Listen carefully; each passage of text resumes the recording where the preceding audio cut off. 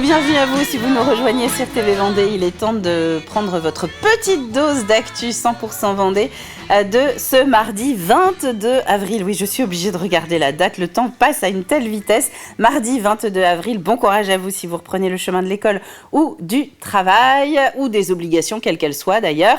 Nous, on a donc 26 minutes pour faire le tour des infos du jour. Et nous allons notamment parler football, car la Vendée a été capitale du football ces derniers jours. La 52e édition du Mondial Football de Montaigu a rassemblé les foules.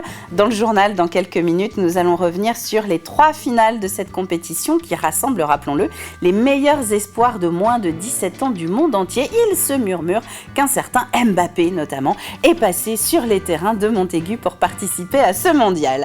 La météo ne motive pas forcément, mais ce sont bientôt les Saintes Glaces. Si, je vous l'assure, regardez dans le calendrier, c'est à la mi-mai. Les plantations vont donc être possibles dans le jardin ou sur les balcons. Pour s'y préparer, plus de 70 producteurs se sont réunis ce week-end à La Roche-sur-Yon pour la traditionnelle fête des plantes de l'Asphodèle. Ce qui est à la cote cette année, eh bien, ce sont les plantes carnivores. Oui, vous allez même entendre tout à l'heure qu'on peut les faire pousser dans son jardin. Et puis des images évidemment de chasse aux œufs.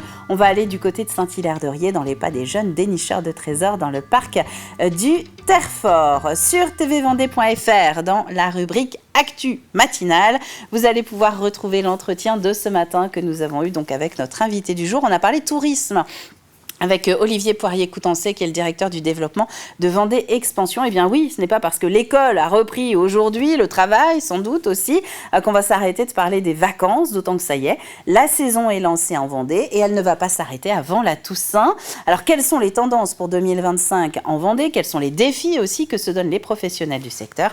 Rendez-vous sur notre chaîne YouTube ou sur tvvendée.fr pour avoir la réponse. Du côté des informations pratique à présent de ce mardi 22 avril. Vous savez, météo, marée, marché. On commence par la météo, avec un ciel qui est plutôt couvert pour ce 22 avril, mais c'est ce qu'on a répété toute la matinée. On vous promet que ça va s'arranger. Personne ne sait trop quand, a priori à partir de mon milieu de semaine, là, mais ça va s'arranger. En attendant, nous avons une Vendée coupée en deux ce matin avec des nuages dans les terres et même de faibles averses, mais un ciel bouché. Et à l'ouest, un temps qui va être très nuageux également, mais le soleil devrait percer. Cet après-midi, ce soleil va prendre le dessus et pousser l'épaisse couverture nuageuse chez les voisins des Deux-Sèvres. On aura toujours un risque d'averse sur la frange est de la Vendée, même si on note une franche amélioration. Du côté des marées, nous avons eu en tout début de journée la première basse mer du jour. La pleine mer, elle est entre midi et 2. Regardez, 13h29, 13h32, vous soyez au Sable d'Olonne ou à Noirmoutier.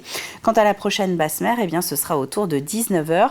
Notez que du fait des faibles coefficients, et j'insiste sur ce point, notamment si vous êtes chez nous pour des vacances et que vous découvrez TV Vendée et la Vendée, si vous voulez aller sur le passage du Gois, les coefficients sont très faibles aujourd'hui, 32 et 35. Ça veut dire qu'il faut se rapprocher au maximum de l'heure de la basse mer. Antoine remet l'infographie des heures de basse mer pour qu'on explique un petit peu, c'est-à-dire 19h. Il faut qu'aujourd'hui, vous vous rapprochiez au maximum de 19h, qui est cette heure de prochaine basse mer, pour traverser le Gois en toute sécurité. Sinon, vous allez finir soit les roues, soit les pieds dans l'eau et tester les balises de sécurité. C'est pas franchement ce qu'on vous conseille. Du côté des marchés à présent, 3 choix que nous avons fait pour vous parler de 3 marchés aujourd'hui en Vendée. Il y en a évidemment beaucoup d'autres. On donne un petit coup de projecteur sur Chantonnay en ce jour de foire, puisque nous sommes le 4e mardi du mois. C'est jusqu'à 12h30. À la Tranche-sur-Mer aussi, direction Place de la Liberté, ainsi que sous les Halles toute la matinée. Et puis, du côté de Montaigu-Vendée, vous pouvez aller plus précisément à Saint-Hilaire-de-Loulay, place centrale, pour un marché de fin de journée. Il va commencer à 16h30 ce marché jusqu'à 19h30.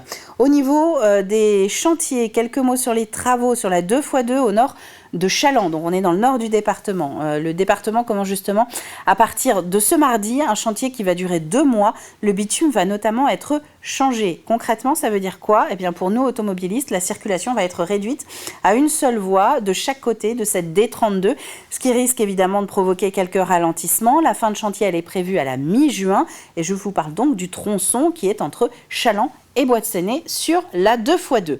Au niveau de l'éphéméride, souhaitons une bonne fête à tous les Alexandres, ainsi que les Sandro, les Sacha, les Alexandra, les Alexandrines. À la Saint-Alexandre, sème tes petits pois, tes carottes et ton persil. Ça, c'est pas moi qui le dis, c'est le dicton du jour. Le soleil est avec nous jusqu'à 20h53. On gagne encore 3 minutes d'ensoleillement. On passe au journal.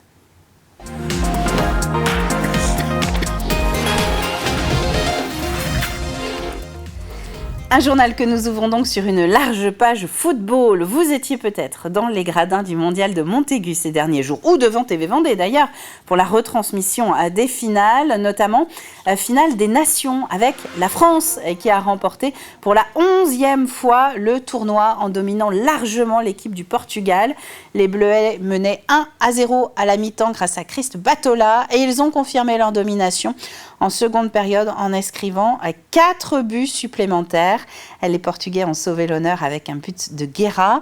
Près de 10 000 spectateurs ont assisté à cette victoire des joueurs français. Le Mexique complète le podium de ce tournoi, juste devant la Chine qui se place à la 4e place. Un petit peu plus tôt, dans le week-end, avait lieu la finale du Challenge Club entre le Racing Club de Strasbourg et le Racing Club de Lens. Les nordistes ont ouvert le score en première mi-temps.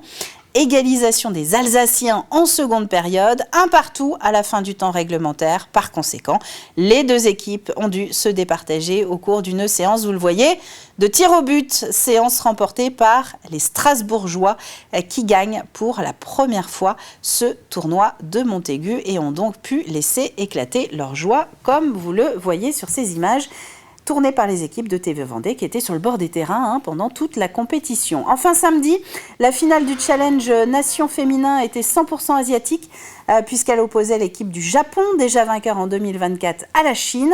Nous sommes toujours à Montaigu-Vendée, toujours dans le cadre du mondial de football. Les Japonaises se sont imposées par la plus petite des marges sur le score de 1-0 grâce à un but inscrit par leur capitaine en première mi-temps. Les Chinoises n'ont jamais réussi à trouver de solution pour revenir au score. À noter que l'équipe de France termine à la 3e place de ce tournoi féminin. Alors en marge de cet événement qui, rappelons-le, regroupe tous les ans en Vendée entre 16 et 30 équipes de jeunes footballeurs de moins de 17 ans du monde entier, Cristiano Ronaldo, Kylian Mbappé ou encore Karim Benzema y ont notamment participé. En marge de cet événement, donc, l'amicale des éducateurs de football de la Vendée a organisé une conférence avec Luis Fernandez, ancien joueur pro, ancien entraîneur de club aussi comme le PSG ou Barcelone. Luis Fernandez qui ne change pas et qui a levé le voile sur certains de ses secrets d'entraîneur devant un parterre d'éducateurs des districts de Vendée et de Loire-Atlantique. Un entraîneur, il a ses qualités en essayant de les mettre au service de ces jeunes avec lesquels il travaille, avec le groupe qu'il a. En étant entraîneur que j'ai été, c'est toujours très bien, c'est toujours un travail assez difficile. Il faut essayer de réunir un groupe, essayer de le mettre ensemble, essayer de le faire jouer pour obtenir un résultat. Après qu'on essaie de le faire de la meilleure des façons, que ce soit qu'il soit bien organisé. Mais c'est vrai qu'en tant qu'entraîneur, j'aurai toujours l'occasion de croiser, discuter, mais je ne me permettrai pas un seul instant d'aller leur dire ce qu'il faut faire et ne pas faire. Ça, c'est pas à moi de le faire, c'est à eux de le faire. Et je pense que chacun a ses qualités pour essayer d'aller plus loin avec son groupe. Ils portent les mêmes valeurs que nous, on prône au niveau de nos amicales d'éducateurs de football, départementales ou régionales ou nationales. Donc le don de soi, le dépassement, la solidarité, l'engagement de tous les instants. Donc ça correspond aussi au monde éducatif, au monde des encadrants, mais aussi au monde des dirigeants qui accompagnent notre football et des bénévoles. Ce tournoi existe par l'action de ces bénévoles et ces dirigeants et par le monde éducatif, puisque nous, en Vendée, par exemple, nous sommes 700 éducateurs à accompagner notre jeune public tous les week-ends et toutes les semaines. Et vous allez pouvoir retrouver l'ensemble des résumés de cette 52e édition du Mondial Football Montaigu, ainsi que les 3 finales en intégralité sur tvvendée.fr dans la rubrique Sport. Dans le reste de l'actualité, cette évacuation hier en fin d'après-midi dans le centre de La Roche-sur-Yon, 21 personnes qui ont dû quitter leur appartement peu de temps avant 18h, le temps de l'intervention des pompiers. À l'origine de cet incident, un feu de local à poubelle sous leur Porsche. Il n'y a pas de blessés. Prenons la direction de Saint-Fulgent à présent, où 3 nouveaux logements sociaux viennent d'être livrés. Le chiffre peut paraître dérisoire au regard des 18 000 demandes actuellement enregistrées en Vendée, mais qui témoigne aussi de la réalité des lourdeurs administratives auxquelles font face les bailleurs sociaux. Il faudrait entre 4 et 5 ans pour construire un logement de ce type, le temps de répondre à toutes les exigences liées au logement social. En projet, alors beaucoup, pas assez, parce qu'en Vendée, on manque de logements sociaux. Il y a une demande locative sociale de 18 000 demandeurs actifs. Et au niveau vendéen, l'ensemble des bailleurs ne propose que 2500 logements à la location chaque année. Entre à peu près 1 millier qui sont livrés et 1500 à 2000 qui se libèrent sur le parc existant. Pour Aurélie, vous allez l'entendre, c'est une nouvelle vie qui commence. Elle était jusqu'à présent dans un logement d'urgence. Elle peut maintenant reconstruire une nouvelle vie avec son fils. C'est incroyable mais vrai. Enfin, c'est la deuxième chance d'une vie parce que la première c'était la maison, l'achat. Mais là du coup de pouvoir repartir en maison, en HLM et rester aussi dans la commune que j'ai choisie, c'est super. J'ai du mal à le montrer parce que voilà, je me contiens et que je réalise pas forcément non plus. Mais je suis vraiment très très heureuse pour moi et pour mon fils. Toutes les conditions sont réunies pour voilà, une nouvelle vie.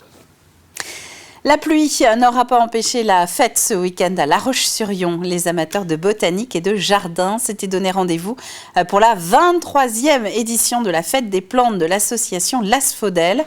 Comme chaque année, la sélection des exposants a été rigoureuse et comme chaque année, les visiteurs ont été ravis. Simon Philippot. Parapluie en main, les visiteurs sont une nouvelle fois nombreux à la fête des plantes, tous venus admirer les productions des 70 exposants présents. Des exposants triés sur le volet par l'association l'Asphodèle, organisatrice de l'événement.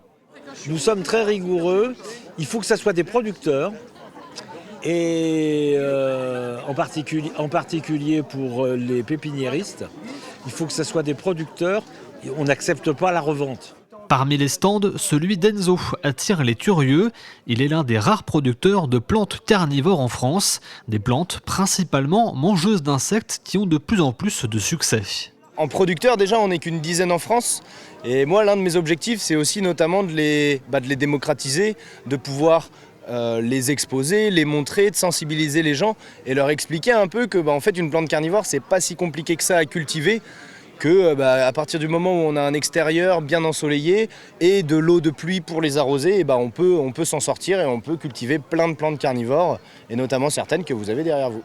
La majorité des visiteurs sont des habitués qui viennent chaque année pour trouver de quoi embellir leur jardin à l'approche des beaux jours, mais ils viennent aussi pour l'ambiance. Moi je suis lyonnais et oui bien sûr pour moi c'est important déjà de découvrir, comme je vous disais, des nouvelles plantes, des nouvelles choses. C'est diversifié déjà et puis c'est convivial, les gens sont disponibles, c'est une sortie en même temps. Et puis l'accueil, le sourire, voilà, c'est un petit truc à grignoter en passant, c'est sympa. Pour sa 23e édition, et malgré la pluie, la fête des plantes a encore été un succès. Une belle récompense pour les 70 bénévoles mobilisés. L'information n'est pas passée inaperçue depuis son annonce. Hier matin, le pape François est mort en ce lundi de Pâques des suites d'un AVC. Il avait 88 ans. En Vendée, des veillées de prière et des messes sont organisées. C'était le cas hier, c'est le cas encore ce mardi matin à Notre-Dame-de-Mont, à la Génétouse ou encore au Luc-sur-Boulogne. Tous les détails sur le site internet de nos consoeurs et confrères de RCF Vendée.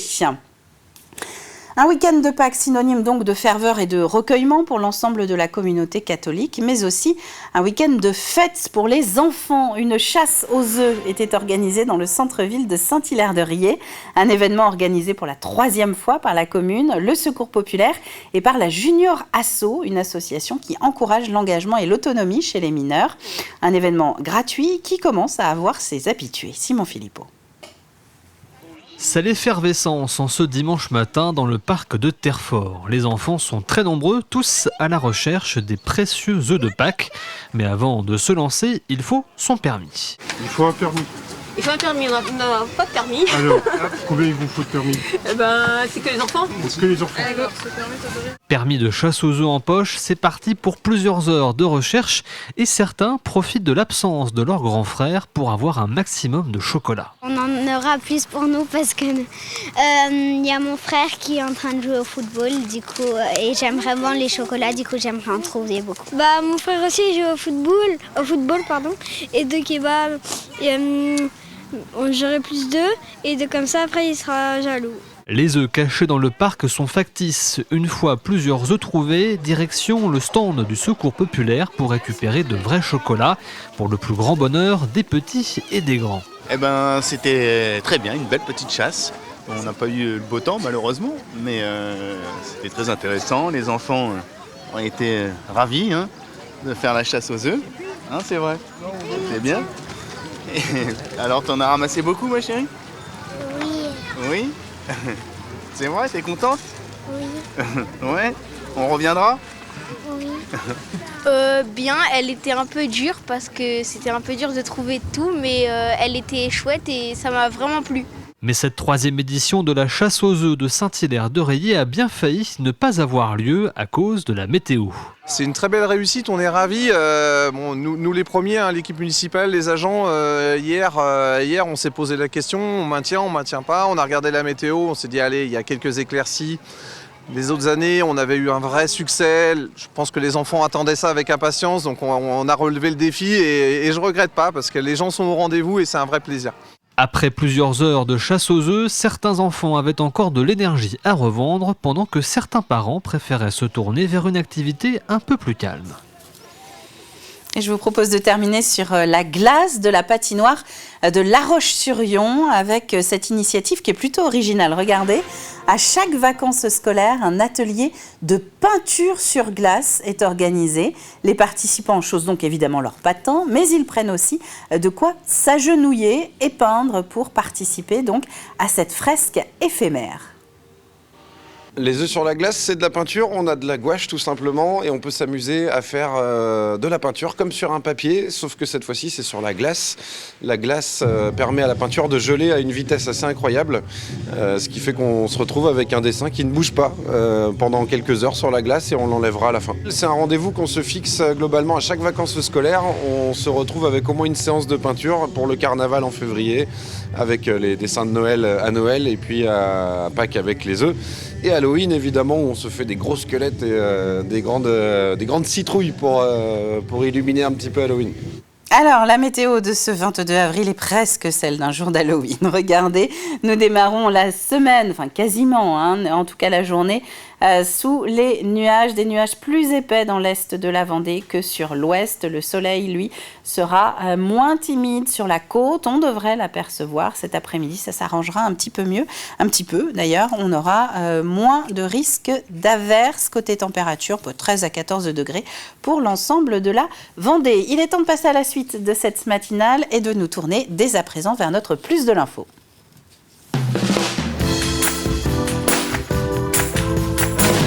Vous le savez sans doute, le Plus de l'info, c'est 3 minutes pour prendre le temps d'approfondir un sujet ou une rencontre avec ceux qui font bouger la Vendée.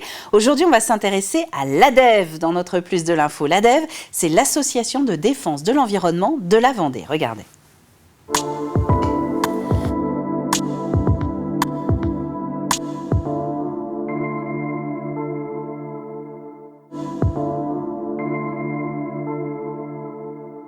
Alors l'ADEV, c'est une association de défense de l'environnement qui existe depuis très longtemps, depuis plus de 60 ans, c'est une association départementale, donc qui occupe tout le territoire vendéen. C'est une association indépendante de toute structure nationale ou internationale et dont l'objectif c'est de défendre l'environnement, même si nous avons travaillé il y a quelques années pour revoir un peu notre slogan et nous appelons maintenant « Agir pour l'environnement ». Dans ce pôle-là, on a différentes activités. Donc, on a nos balades nature qu'on propose toute l'année, auxquelles le grand public peut s'intégrer. On tient des stands pour des événements particuliers. On on organise aussi des balades sur demande, donc sur des thématiques diverses et variées. Donc on peut parler de l'estran, la biodiversité du littoral, les insectes, les oiseaux, on peut vraiment faire plein de choses en passant aussi par les plantes sauvages, les plantes comestibles et toxiques. C'est un pôle qui est en place à l'ADEF depuis une quinzaine d'années. Il a été créé vraiment pour répondre aux attentes des structures, qu'elles soient privées ou publiques, en matière de connaissance de l'environnement. Donc la majorité du temps, on fait appel à nous pour des dossiers réglementaires, mais de plus en plus, on a des appels d'autres structures qui souhaitent uniquement s'intéresser un peu plus à leur biodiversité. Et le but du pôle études, quel que soit le sujet, quel que soit le suivi qu'on va faire, que ce soit un diagnostic de zone humide, que ce soit un inventaire global ou un suivi d'espèces en particulier, c'est pour à la fin faire des préconisations de gestion pour permettre à la structure qui nous a mandaté d'améliorer sa biodiversité. Enfin, tout ça, c'est pour vraiment préserver la biodiversité ou l'améliorer. Sans adhérents, on n'existe pas. Et puis, ça veut dire que si on développe le nombre d'adhérents, ça veut dire qu'on intéresse les gens. Et puis, une association, c'est l'objet d'une association. Elle doit présenter, enfin, elle doit défendre, faire connaître ce qu'est l'environnement. Et donc, il faut faire connaître aux Vendéens et Vendéennes comment fonctionne l'environnement. Et c'est à partir de l'observation que les uns et les autres peuvent faire sur l'environnement qu'on commence à le défendre et à le travailler, quoi. Et l'observation est la base de tout en matière d'environnement, c'est-à-dire savoir comment l'eau s'écoule, quelle est la quantité de pluie qui tombe, quelles sont les biodiversités que l'on peut retrouver chez soi, dans son jardin.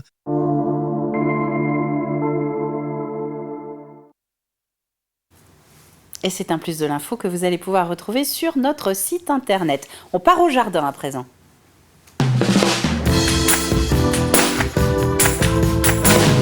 Et dans le jardin, c'est Olivier Rialan qui nous attend. Olivier qui, en plus d'être formateur en MFR, est aussi un grand amoureux des jardins.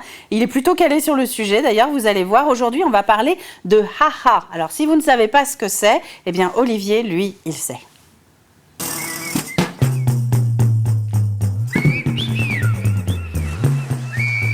Pour cette histoire de jardin, je vous propose de découvrir la signification du terme AHA.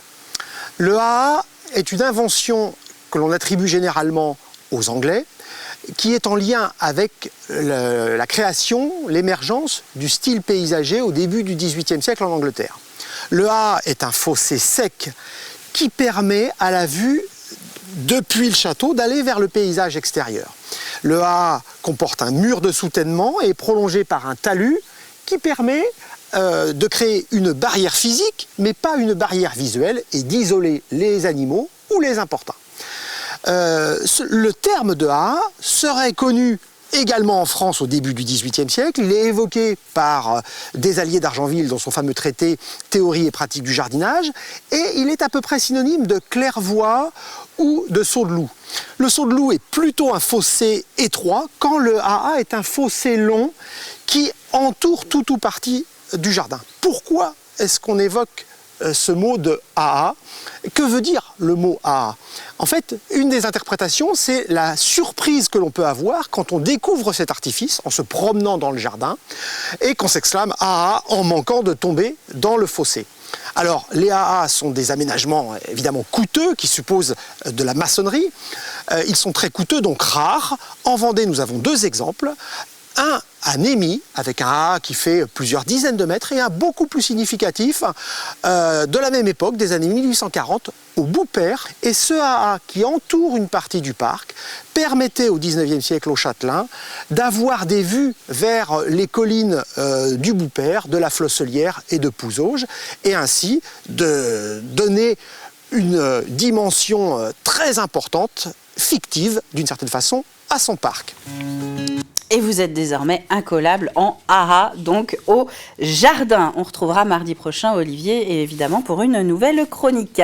D'ici là, je vous propose de partir au café. On va prendre la direction de l'antre du Phénix Flamel à La Roche-sur-Yon. C'est là que Romain Trichereau nous attend avec un nouvel épisode de Dans le rétro. Aujourd'hui, notre docteur en histoire s'intéresse à la naissance de la Vendée, rien que ça. Vous allez pouvoir retrouver l'épisode en intégralité sur TV Vendée à partir de 16h05, ainsi que sur tvvendée.fr. Alors, on va terminer cette matinale avec le jeu, puisque nous sommes en début de semaine. Nous avons donc un nouveau gain, une nouvelle question et plein de nouveaux indices. 4 indices cette semaine, donc il va falloir faire marcher la tête rapidement. Regardez les images. Vous allez peut-être reconnaître la personne qui apparaît sur ces images. C'est Chapuz. Chapuz, c'est un humoriste vendéen.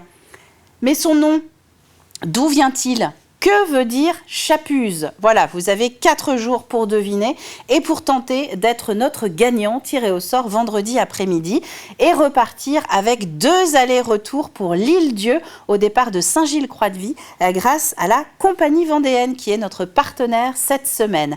Chapuz est le nom d'un humoriste vendéen, mais de quoi est-ce inspiré ce mot Chapuz ? Indice de ce mardi, oubliez la langue de Molière. Et demain, nous aurons un nouvel indice. Votre réponse, c'est sur tvvendée.fr. Nous arrivons au terme de ces 26 minutes d'actu 100% Vendée. Je vous souhaite donc une très bonne journée sur TV Vendée ou dehors. Et je vous donne rendez-vous, évidemment, dès 7h en direct demain matin. On sera déjà mercredi, milieu de semaine. D'ici là, très bonne journée à tous et à demain.